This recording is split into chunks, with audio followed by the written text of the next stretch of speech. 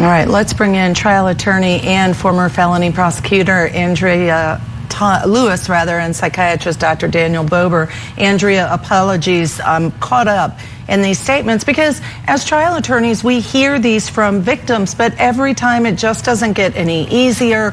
The friends who treated her as family, the senselessness, the change in each of these individuals because of the violent, brutal murder of a stranger, Laken Riley, by this man, Ibarra. Tell me your thoughts.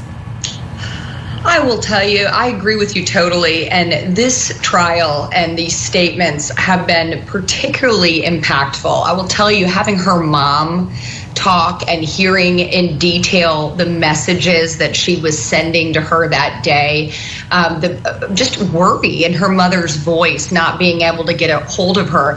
It's very clear what a close relationship that they had and what a wonderful person Laken was.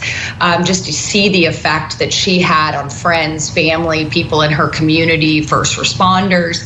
I mean, this is something that I think that the impact of this is felt far and wide, and it is truly difficult to listen to. My heart breaks for her family, and I'm very glad that the judge found him guilty. Yeah, Andrea, I completely agree with you. Again, if you're just joining us, guilty on all 10 counts, including the murder. Dr. Bober, we know bad things happen to good people. That's a part of life. But it is so hard as we're listening to all these great qualities about Laken Riley, her courage, her giving, her friendship, her loyalty. And then when the stepfather read, and I just want to repeat it, one of her last journal entries that specifically included, "I'm thinking of you, future husband. I want to be the best wife I can be.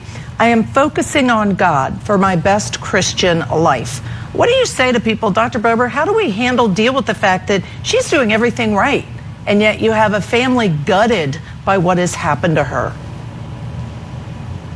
You know, Ashley, this was a particularly brutal and savage crime. I've actually treated long-term therapy patients who had kids that were murdered. And what I can tell you is that this grief and loss is not like a switch that gets turned off. It's a process that lasts a lifetime. Their life will never go back to the way it was. And this one particular person who I'm thinking of, the only thing that saved them was that their other child actually got married and they had a grandchild.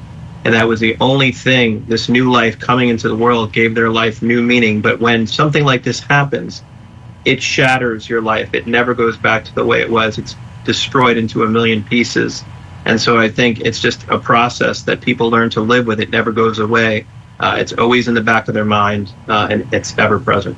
And I think it's so important for individuals to recognize there are people like yourself, Dr. Bober, psychiatrists, psychologists, therapists, social workers, so many different individuals appropriately licensed, trained to help provide that support. I'm amazed by the resilience so far of all four of these individuals, that they have talked about things that they're doing to keep her memory alive. Her sister speaking about it, her roommate friend speaking about it, and watching videos and making videos for their future children to say, this is your aunt that I knew in college and what she was like. It's really remarkable across the board. You both are going to stay with us. Thank you for that.